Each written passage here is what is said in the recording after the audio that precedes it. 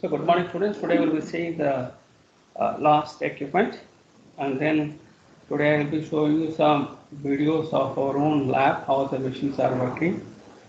Then we will have a revision of all the equipments. Then we will conclude this unit. So the last one is the rotary knife cutter. This is the only device which is available for using cutting forces to reducing the size of the particles or the objects or sheets, whatever it is. As I said that in our houses we may be having the onion cutter. That is the best example for this kind of machine.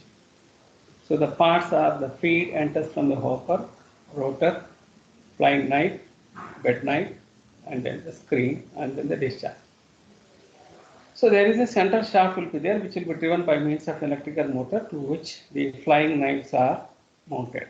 Okay, and then we can have a bed knife. So bed knife will be connected to the casing of the machine, and then with the help of these screws, we can alter the gaps between the two rotor knives, because this is the fixed one. This knife is a fixed one. This knife is a fixed one.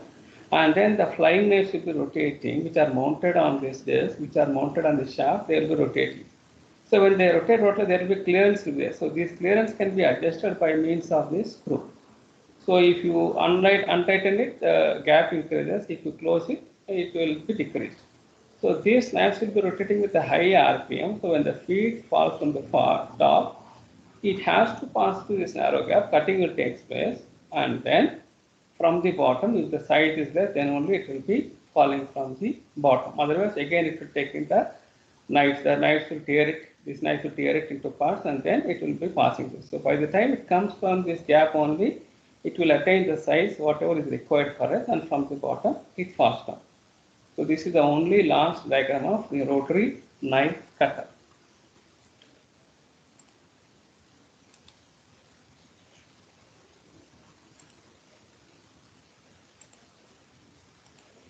So let us see the cutting machines. In some side direction problems, the feed stocks are too tenacious and too resilient to be broken by compression, impact, and attrition.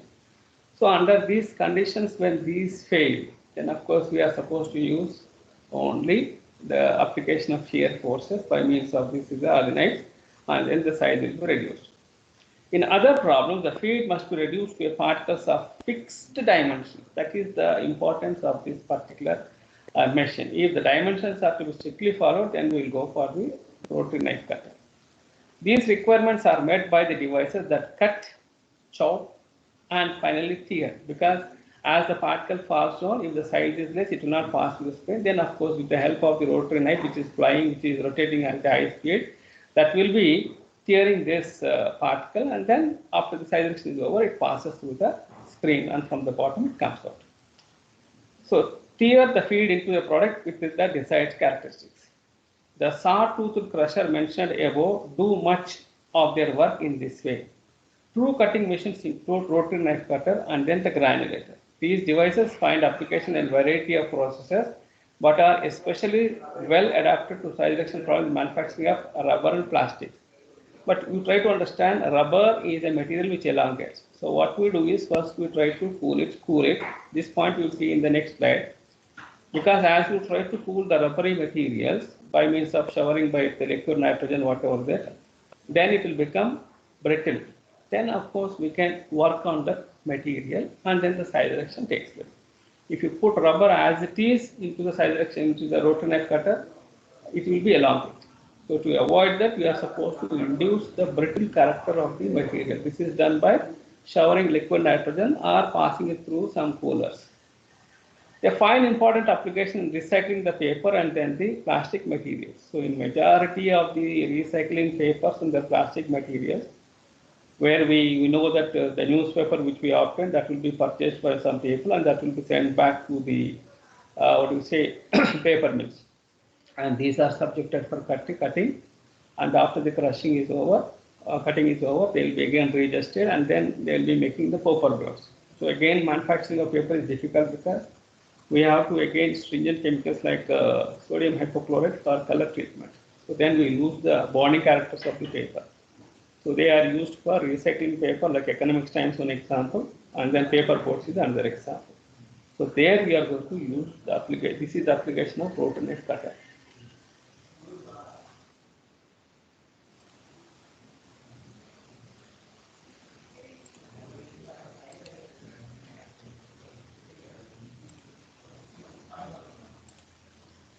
Yeah.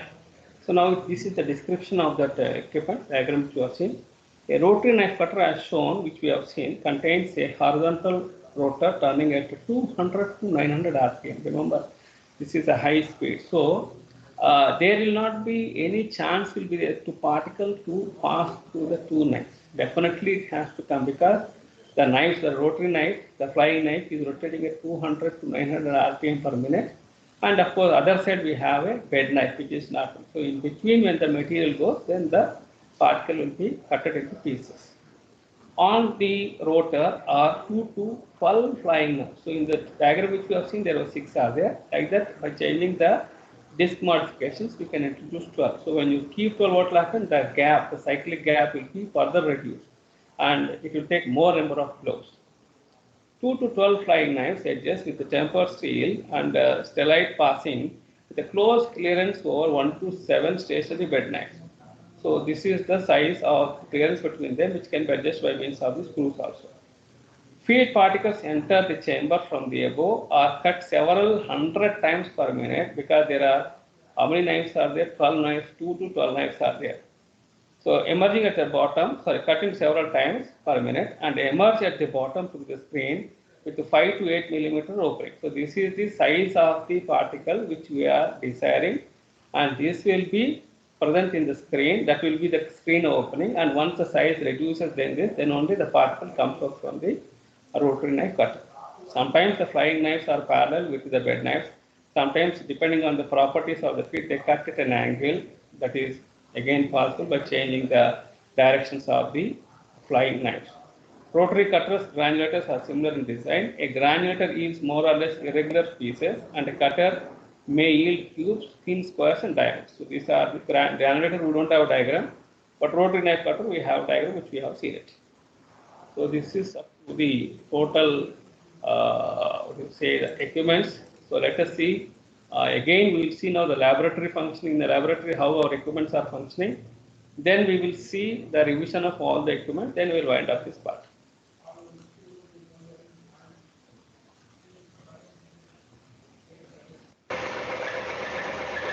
So as I said that every mission will have a starter. This is the starter.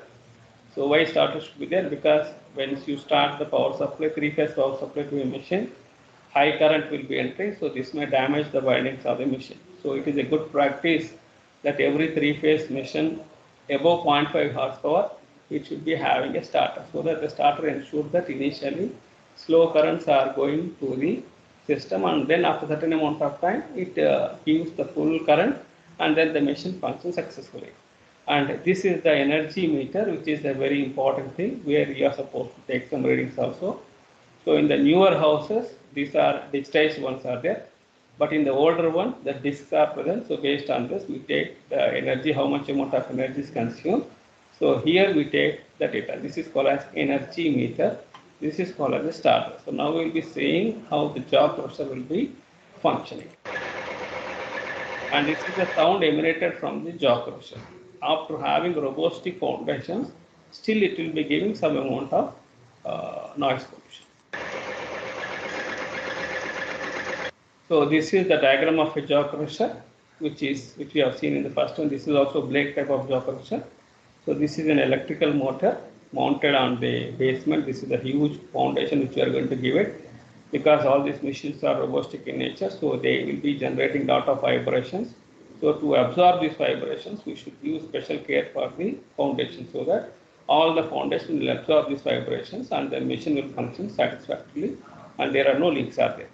And here this foundation should have seen these clearances, because this will be adjusting the longevity of this belt, because I said that the belt conveyors are used especially for transportation of transmission of torque from one part to another. Torque is nothing but rotating moment. So here the electrical motor, the power supply is directly given to it from the starter. So once we on it, what will happen? The electrical motor will be rotating, and then what will happen? With the help of this driver pulley, we keep this V belt, and here other side we have a driven pulley. So we try to transmit the torque from here to here so that this machine also will rotate. So this is the flywheel. As I said that when we put some foreign materials, materials which are not supposed to be added to it, whose compressive strengths are very high, they may be damaging the machine. So under that conditions, what will happen? This release spring will go back, and then the machine is working, because we don't know suddenly when the particle will be falling into it. So when the jaw moves back, what will happen? The freely the particle will fall from the bottom. Till then, the energy given to the system, because this does not know what this machine is doing. Its aim is to only to transmit the torque from one point to another point. And then the material after jaws going back, they fall from the bottom, and again after releasing the clutch, this spring, again we can start the machine. So during the due course of time, we may not have sufficient time to stop the machine. So hence the energy will be stored in this flywheel. Okay. So here the clearance are very important, because in the summer what will happen, this elongation, because these are the elastic materials, so there is a chance that there can be some play will be there, or parents may be more. So in that case, it has to sit perfectly into the groove. So for that purpose, we open these screws, and with the help of a hammer, we turn it back so that it will be, we can induce tension inside this belt, and then we tighten it so that the entire power given to this will be transferred to this. So if there any play, if the appearance is there, full transformation of energy is not possible. So this is the example of a hopper, and this is our main machine. This is the flywheel.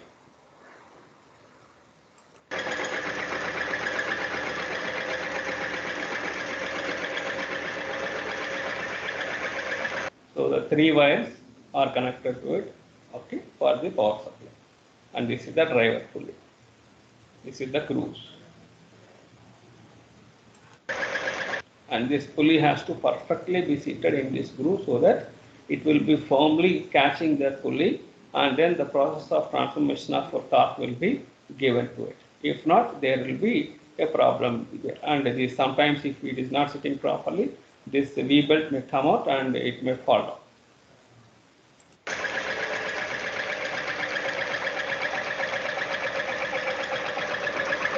So see the diameters of the driver pulley and then driven pulley.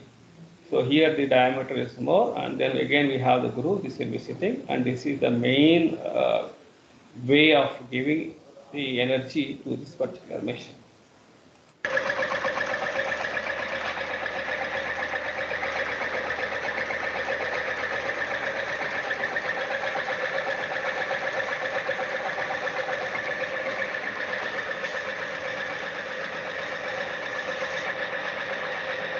So previously we used to have a 3-phase motor. So R, Y, P, the bulbs will be glowing. So suppose if the machine is not functioning, then that indicates that these 3 bulbs, one of the bulb will not glow. That indicates that there is some short circuit is there. 3 different fuses are there. This is a manual starter which we had older one. So now we have bypassed everything, and then we have a phase mixing circuit is there before that. So because of this entire part is an obsolete now. This is only which is existing here.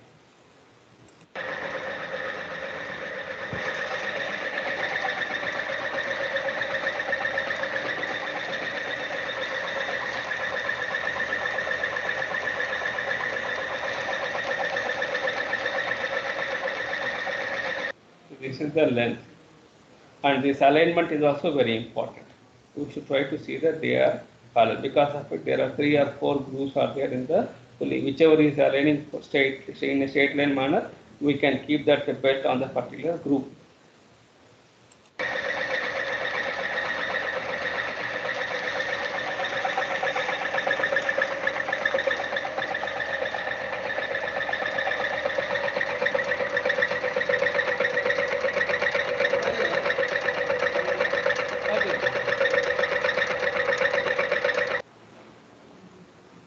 So I think we will elimination was not there, but here we see that this is one of the jaw, this is the another jaw. The jaw which is not moving is called as the anvil. The jaw which is moving is called as the swinging jaw. Okay. So through the hopper assembly, the materials are added to the system for crushing to take place.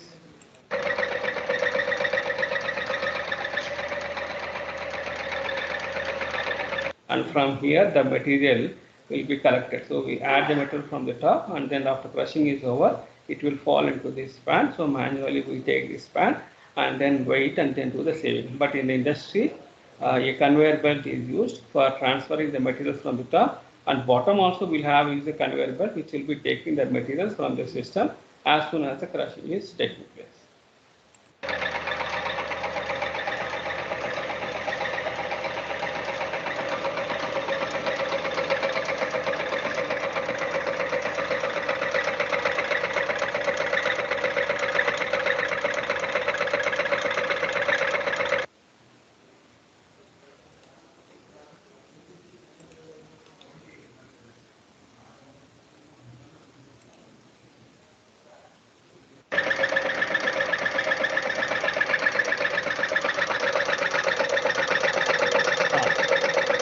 Now if you see, I have taken the second video where the two jaws are there. See this plate, rigid plate, stainless steel plate, which are having corrugations. I think after certain time you can see the illuminations. So this is a rigid plate jaw. This is another jaw. So these stampings are there, corrugations for increasing the friction, because if the faces are smooth, we cannot catch the particle. So we should try to induce friction.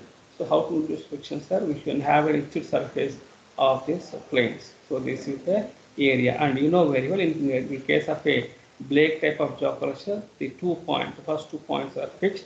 The bottom one is free to move. Whereas in case of Dodge type, so this we are seeing inside the hopper. Okay. So in the Dodge type, what will happen? The pivot is at the top. Sorry, the pivot is at the bottom, and then the top one will be free to move. Please see the movement of this. These are called gyrations per minute. This particular part. This is not moving. And see the distance. Here we have a greater distance, and as we try to go down, so this is the narrow space which is available.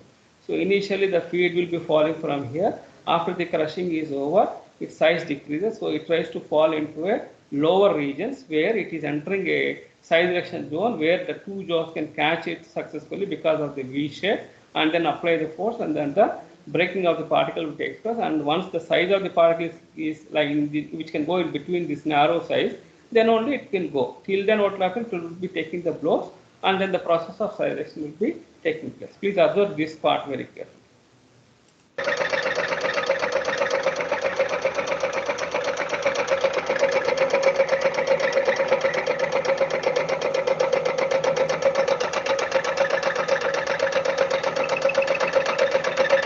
So maximum clearance is there at the bottom.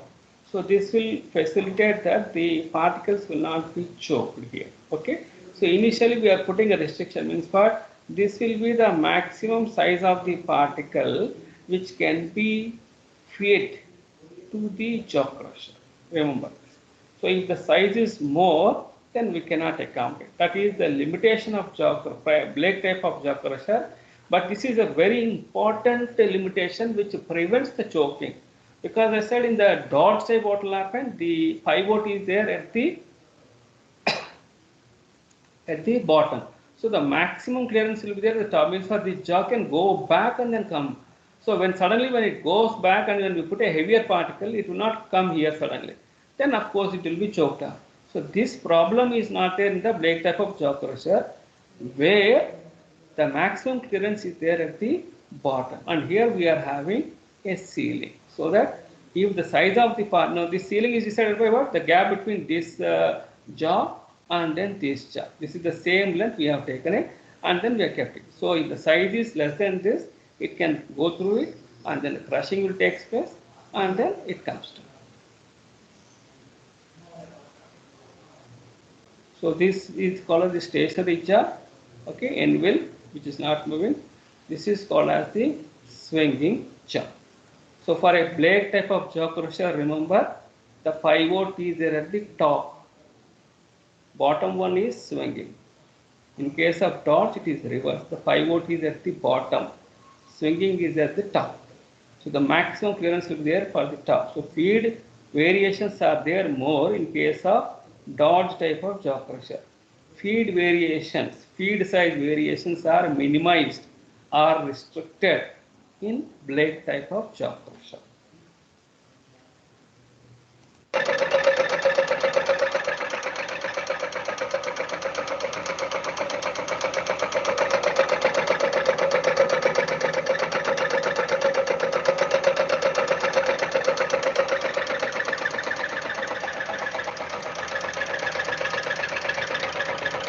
This is the spring which we are talking about.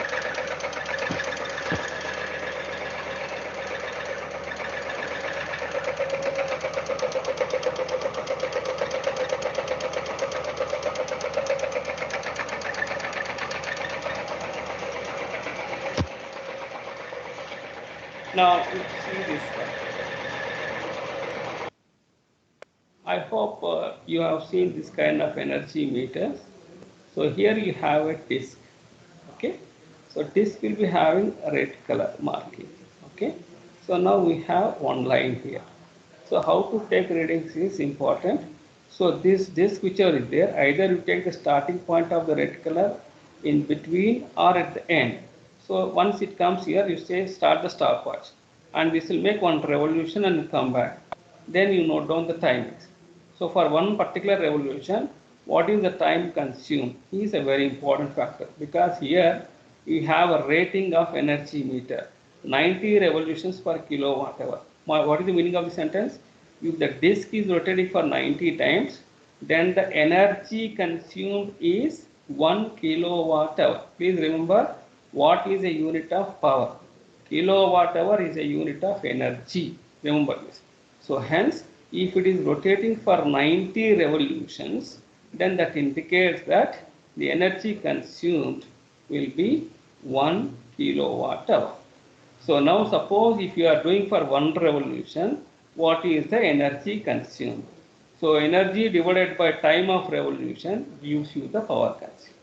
So this is how we are going to calculate the power required for the given operations, because we are supposed to estimate not only the theoretical power but also the practical power. I said that what is the purpose of the 3 laws, because I said that people will be coming to us for asking us what type of size reduction equipment you are going to suggest us for the given operation. They may be having limestone ores, they may be having coal, they may be having gypsum, whatever. So you have to conduct experiment in the laboratory. So for that purpose, you should have this energy meter. So this energy meter will be giving you the actual energy required for the crushing, because it is the only device which can tell us how much amount of energy is consumed. So before we start the experiment, what we do, sir, we will not put any feed, and then simply we will start that mission so that the red marking either from this point, because this is the reference line, this reference line is important, and the disc always rotates in this fashion, remember this. Okay. So once you start the crushing, once you start the machine, what will happen? This disc will be rotating. So now the care should be taken. The disc the red color whichever is there, either it should be a starting point, either at the middle point, either at the end. Any one you can fix it. And then once it completes one revolution, note down the time. And since you are not putting the feed, then you will say it has no load reading. What is the no load reading? So no load reading is the reading when the machine, we are going to estimate the energy without putting any amount of the material, because we have to understand how much amount of energy is consumed to run the machine, and then it starts the crushing. So first we should know this. So hence we will take first one is no load reading. How, sir? Yes, start the machine, and once the red marking at starting point starts, then you start the stopwatch. So this will go slowly and go backward, and again it comes back to the first. Once it comes back, you stop it. You stop your stopwatch first. Then for one revolution, note down the times. Now what is this energy meter rating? This is, you should write this also. It states that 90 revolutions per kilowatt hour. So if the disk is rotating for 90 revolutions, then the power consumed, then the energy consumed is equal to 1 kilowatt hour. So for one revolution, you can find it out. And then divide it by time, because you know the time. So if you divide it by time, you know the power consumed. So power required for running the mill empty or no load reading is calculated like this. Then what you do, sir, you will be having materials in your hand. So you will be starting the material, you will be adding the materials, because in the industry we don't have this problem, because conveyor belts will be doing this. Okay, and conveyor belts only automatically take out the material from the bottom. But in our laboratory, what we are supposed to do, you are supposed to add manually the solid particles to the crushing. So how do you add, sir? When you add the solid to a crushing medium, what will happen? Because of crushing, it creates a sound. Once crushing is over, sound will be stopped. So you see that continuously you dose the solid particles so that you hear the noise. At a stretch, you cannot dump the materials, remember it.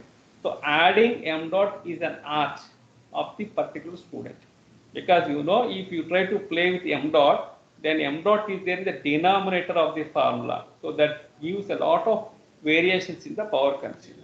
So what is the regular practice of doing this estimating m dot? Add the solid particle, you will be hearing the sound. Before it comes to the stop, you can add the second one. So that continuity if you maintain, then what will happen? We can have an efficient m dot is obtained. Then what you do is, once the feed is ready, so you will you stop the machine, because this disc might have gone back. So most important thing is the disc should come back, with the red color to this point. So once it comes to this point, then you say start. Then other student will be adding the solid particles. Then you will be counting, you will be starting the stopwatch and you will be counting the revolutions. For example, 2 revolutions. So 1, 1, 2. Then you say stop. You will stop putting the material. Then you know for 2 revolutions what is the time note. So you know this is 90 revolutions per kilowatt hour. For 2 revolutions, what is the time? You know the power. So this is called as on-load power. So no load power, sorry, on-load power minus no load power will be giving you the actual power required for the given crushing particular materials. This is very important. So once you know this, you write it aside. The unit is watts. Now we have 3 laws, because after crushing is over, what will happen? You will be doing the sieving. So you know what is the size of the feed. You know after sieving is over, doing sieve analysis, you will be finding the average size of the product. So once you have these two tools with you, what will happen? With the help of the Rettinger's law, Bond's law and Hicks law, you will be finding the values of power. So which law, either Bond's law, either Rettinger's law, either Hicks law, is giving a power near to your actual power? Try to understand. Which value is near to the actual value? That value, that law is satisfied for this particular object. That is important. So for a given job, in the result what you write? For a given material, for a given job crusher, the Rittinger's law is verified because the value predicted by the Rittinger's law is near to the actual power. Actual power, how you got? You got from this energy meter. So this is what we are supposed to do in our laboratory, if at all, if they start in the coming days. If not, we will continue with the same things. So this is the energy meter, by which we can measure the energy is required for the given crushing. The disc is rotating, see.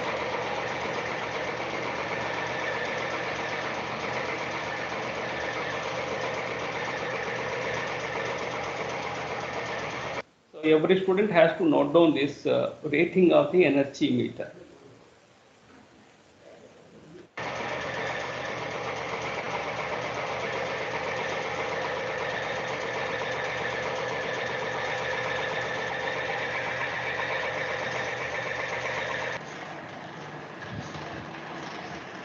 This is the second experiment, that is the roll crusher, where there are 2 rolls are there, which are having the hardened circular disc type of cylinders carrying on their part, which have high friction, because we are supposed to nip the particle, and then after nipping the particle, the crushing rolls will be drawing that object through a narrow gap. Thus they apply the compressive forces, no shear forces, because both the rollers are rotating with same RPM. One will be, the front one will be rotating in clockwise direction, the back one will be rotating in anti-clockwise direction.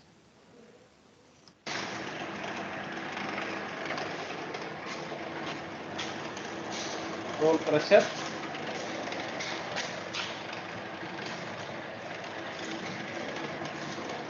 So again, same energy meter is present here, the disc is rotating. So depending upon the energy consumed, the disc RPM will be varied.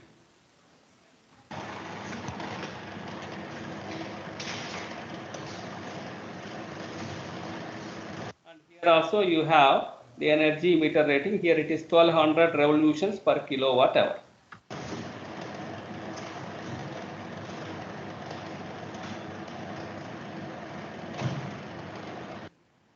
Here the indicator is at the down. Here our reference point is at the down.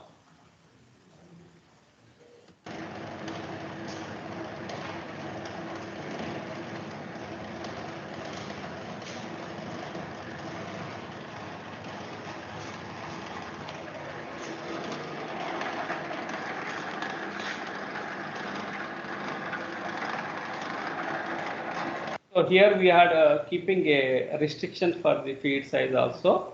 We have kept a hopper, and the hopper is having some gap. So if the size of the particle is less than this clear opening, then only that will be going to the roll crusher, or else that will be staying back only, and that will be objecting the passage of other particles. So operator has to take care that the heavier sized particles will not enter this type of roll crushers.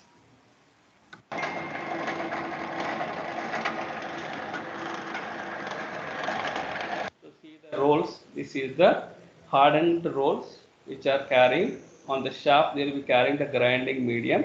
This is the grinding medium, a cylinder made up of graphite, which is not smooth. It should not be smooth because it should try to induce the it should try to catch the particle or dip the particle. So hence friction should be very high.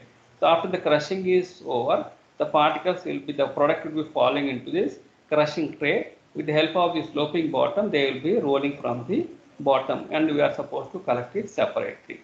And see the size of the acceptance. Jaw crusher will accept particles of bigger size, but roll crusher will accept particles of smaller size. So hence the category wise also we have differentiation we have seen in the theory, primary crushers, secondary crushers, grinders, ultrafine grinders, etc. etc. So depending upon it, we are going to have the classifications of equipments. So it falls into this tray, and from here with the help of sloping bottom, the material will be falling from gravity from here. So here we can have a collection tray, and then we can collect the product which is falling.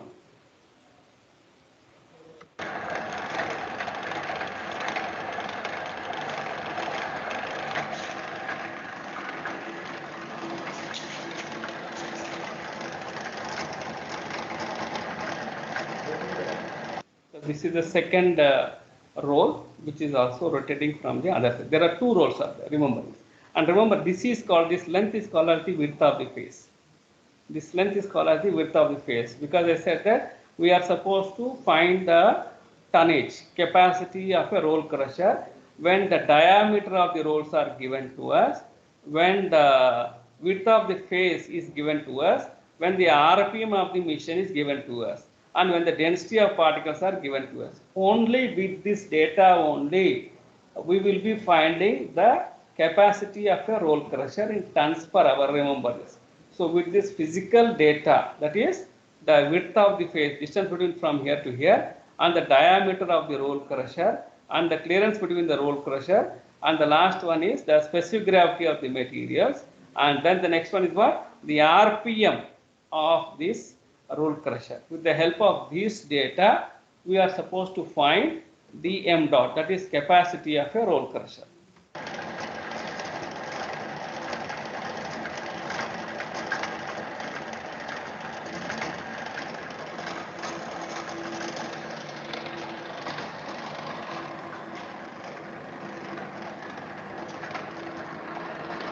Again, here also with the help of a power consumption, it is given. Remember, this entire setup is mounted on a single shaft. So this is called as single mounted machines. So the electrical motor and the machine, we don't have separate V-belt drive. So in the case of a Blake type of jaw crusher, we will be having a V-belt is there for the transmission of the torque. But here it is not there. So it is direct transmitted machines.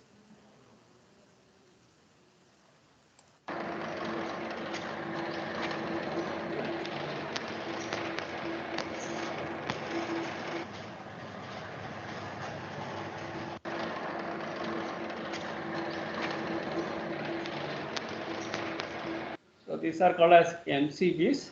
In the latest missions, we are going to keep these MCBs.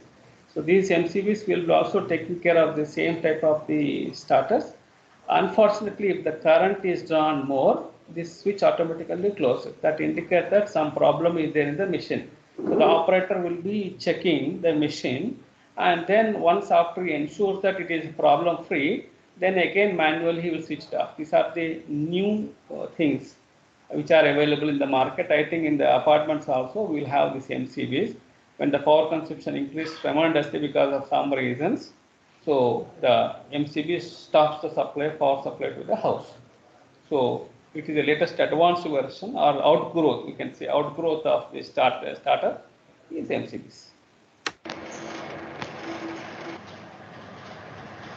Ball mill, same energy. Now it is clear. 1200 revolutions per kilowatt hour.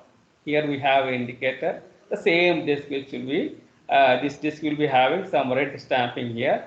That is important for, take the starting point. This line is overlapping with the starting point or middle or the end, anything you can check it. But you keep it as a reference for the entire measuring the revolutions. So this is also an energy meter.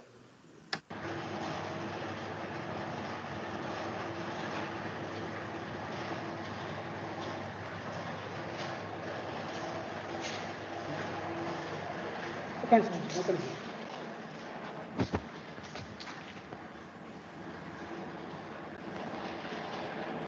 think, see, it's from March onwards, this lab was not open.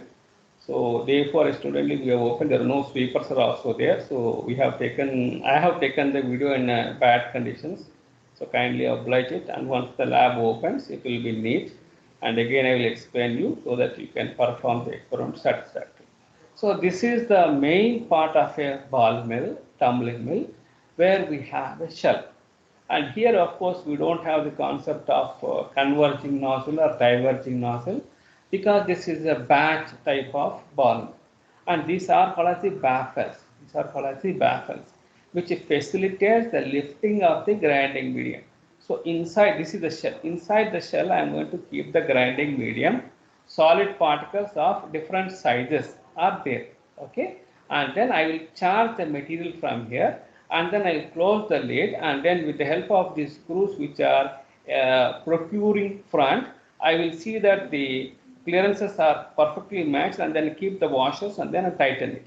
So once this tighten is over, what will happen? I will start the ball mill. Once I start the ball mill, what will happen? This ball will be rotating slowly with the critical speed, slightly less than 99.9%, slightly less than the critical speed.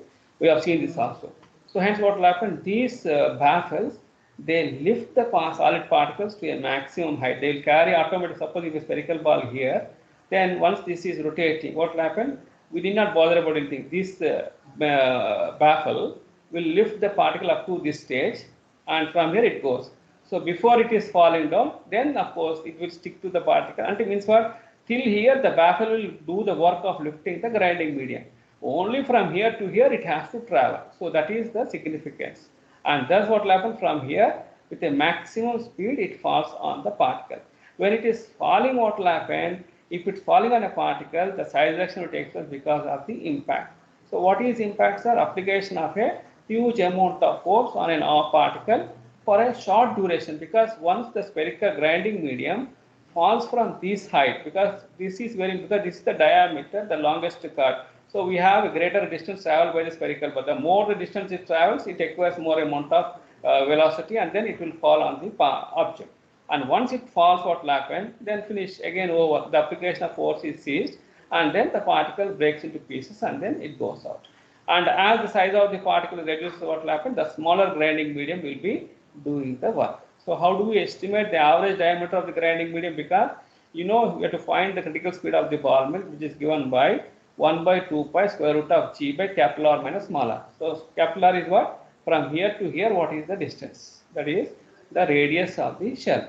And what is the small r, sir? It is the average grinding medium's radius. So suppose if you have 10 spherical balls are there, measure the diameter of 10 spherical balls by means of the vernier calipers, take the average of it, you will get average diameter. Average diameter divided by 2, you will get the average radius. So this is how I get the value of small r. So numerically, once you know the size of the cylinder or the diameter of the cylinder, if you know, and if you know how many grinding mediums are present, automatically you can find the critical speed of the ball mill by the formula, which will not be changing. Means what? Once we give the power supply to it, the mill will be rotating. It is designed to run at a particular speed which is equivalent to the critical speed. That is important. Anjanana.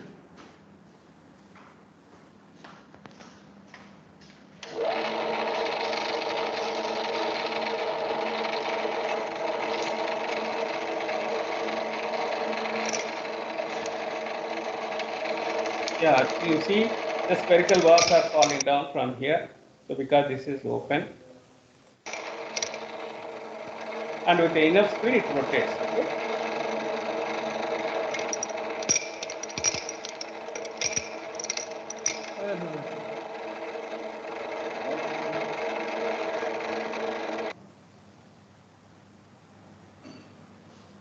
Then we have the pulverizer, that is the attrition equalizer. This is the electrical motor, again separately, which is mounted on a foundation, and this foundation is present on the big foundation, and with the help of a V-bolt, it will be driving the main machine.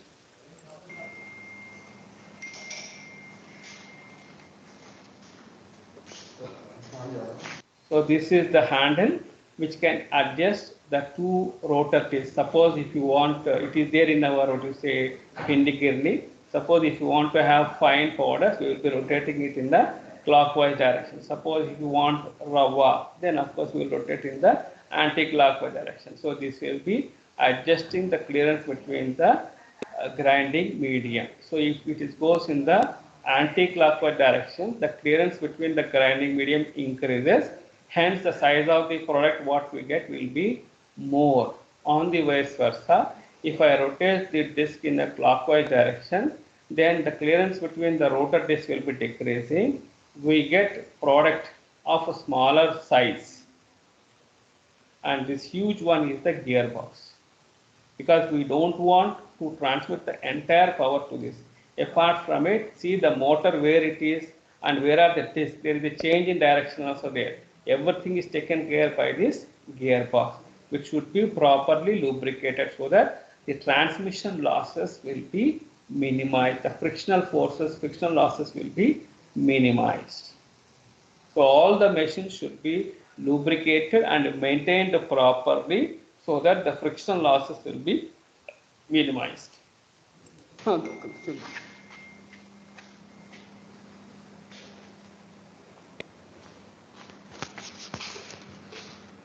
sir.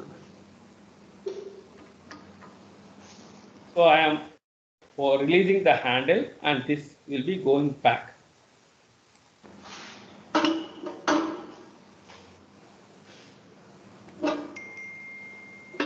So this is the disc, which is V-shaped disc, which is there here. I will show the side view also. The another disc is there in this container, which is not moving. This is moving, that is not moving. So I can alter the motion of this as I just shown you the screw, isn't it? So when I rotate, what will happen? This will be moving in this particular direction. Of course, the movement of this is not. This is a fixed one. Remember this. And I have shown you that speed will be added from here. It falls, and in between it comes from there. It goes out. Yeah. See. So these grooves are there for increasing the friction of it. And here we have one more.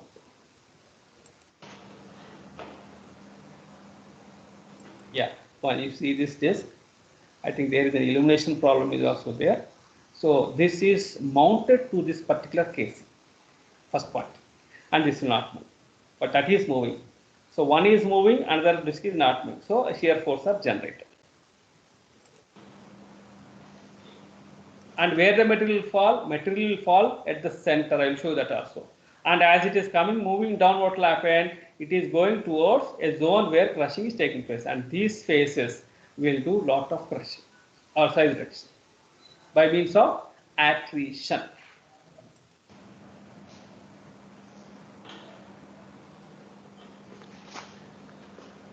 Yeah. So from here we charge the material.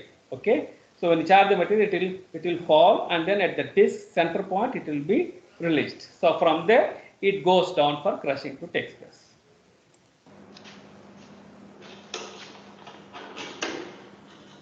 So here it enters. Here this groove enters, and it enters the system. And as soon as it enters the system, what will happen? It is here we have space, but when it is trying to come down, it is a V shape. No, again the size of the crushing area decreases, and then the particle is subjected for the shear forces, and then only it will be falling from the bottom.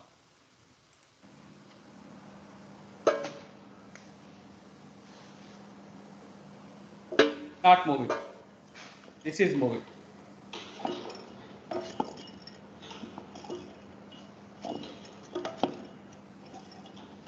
Remember the heaviness of the disc, because they are the machines which are doing size reduction. They are the actual items which are doing. So hence they are robustic in construction. This. Now I close it.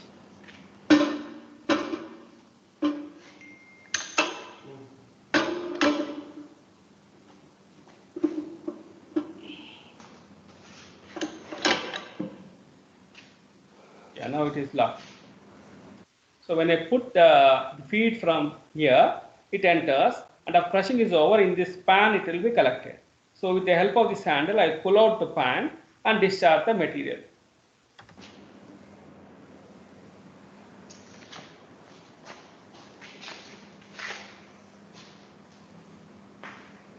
Clockwise direction, size will be small. Anti-clockwise direction, size will be big.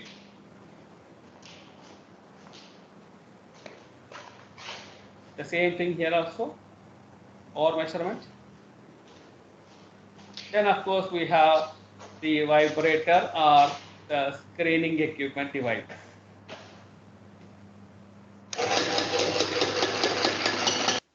So this is the electrical motor, and this is also an eccentric, because this is the working table for us where we keep the sieves. Okay, I said that after crushing is over, we are supposed to do sieving, isn't it? So we are going to arrange the sieves in such a manner that as we go from top to bottom, the mesh numbers are increasing, clear openings are decreasing. The last one will be the pan, which doesn't have any openings.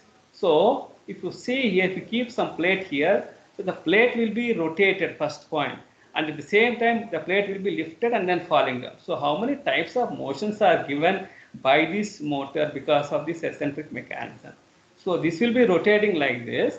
At the same time, the plate will be falling from the top. It will be vibrating like this also, so that we give every chance for the particle to pass through the narrow opening, and then it tries to come to the second stream, third stream, fourth stream, and finally when the size is less, it will be collected into the pan.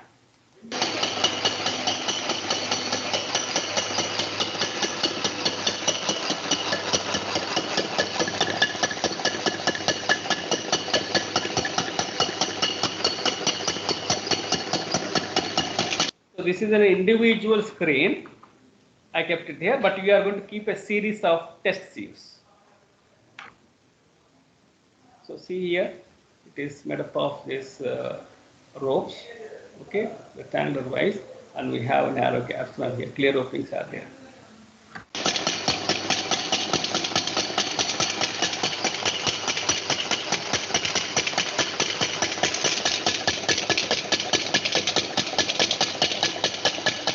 not only rotating, but it also rising and falling from the top to bottom.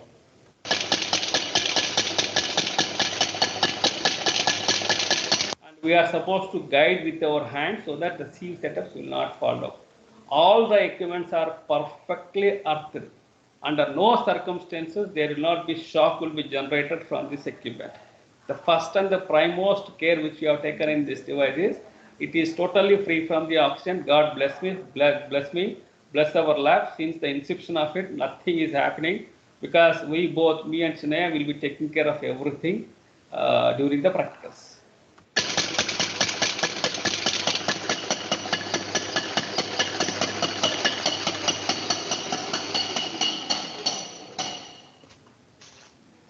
See here, every screen will have a specifications. BSS 8, British Sieve Standards, ASTM, American Society of Materials, clear openings 2.80 millimeters. So with the help of this screen, you take a screen and then write down the tabular column because I said it will be given in the given data. So in the tabular column, if you remember, first column is mesh number. So here you have ASTM mesh number. The second one is clear opening, that is 2.80 millimeters. Third one is mass of the particles, because whatever the particles are there on this particular sieve that you are going to weight, isn't it? So everything is known to you, and from this you will find the average size of the particles, from their xi, from their xi by d bar pi, adding all those values, summation and inverse, you get the value of d bar sb. Remember this. So d bar SA will be given to you by us, d bar SB you will be estimating by this. So after the experiment is over, for every practical, there will be 2 feeds will be there. 2 feeds should be subjected for the sieving, and then you will be applying the Rittinger's law, Bond's law, Hicks law to find the value of power, and which power is equivalent to the actual power, because you will be taking the energy meter readings also, no? So you will be comparing, and which one is near to the actual one. For that material, this equipment, the law, Bond's law, Hicks law, Rittinger's law is verified. This is the conclusion which we are going to make it. So it is clearly visible now. Mesh number, we will follow ASTM 7, and then clear opening 2.80 millimeters. So every screen will have the specifications.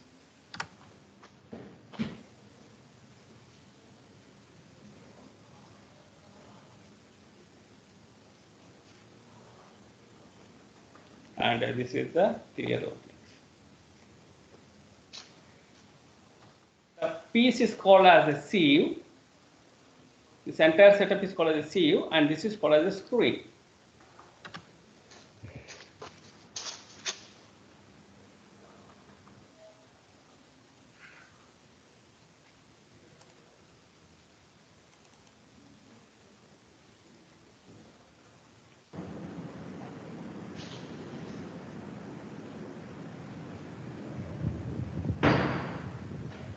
I think the direction will have a problem. Let me check if I can change the direction.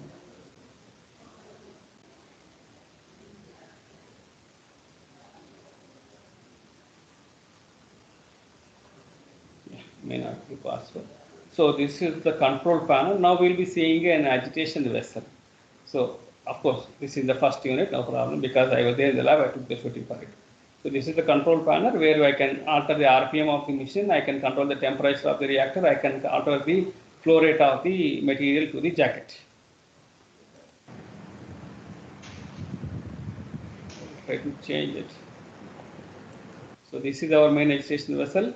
This is the shaft which will be carrying the blades, and here you see the electrical motor, and here you have a gearbox, and we have an additional heating system because the reaction temperatures are important.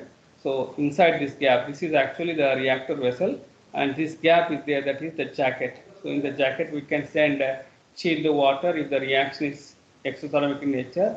In the jacket we can send hot water if the reaction is endothermic in nature. So depending upon that we can modify it.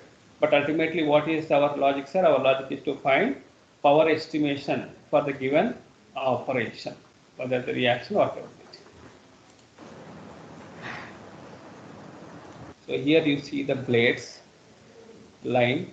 So this is the impeller. Okay, and this doesn't have any baffles. Please remember this. So here you have plates, and this is the central shaft. And we have a thermocouple. A thermocouple is a device which is used to measure the temperature of the reacting species. All are digitally mounted and the connections are given in this panel box.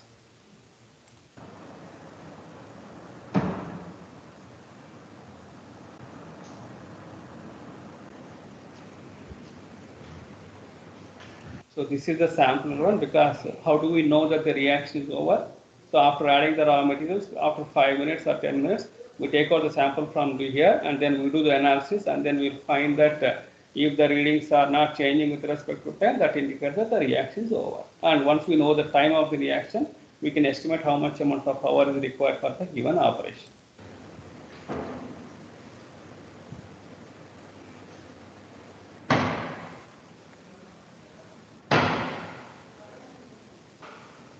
These are the sensors kept in the jacket.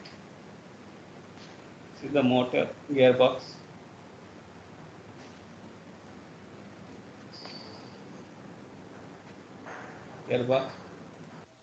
So here you see the direction. This shaft is horizontal to the ground. This shaft is vertical to the ground. So change in the direction is also possible in the gearbox. And in the gearbox, we will not give the entire RPM to this, because this may be rotating, turning slowly. So gearbox is used for reducing the RPM. Not only that, we can also change the directions. That is the significance of a gearbox.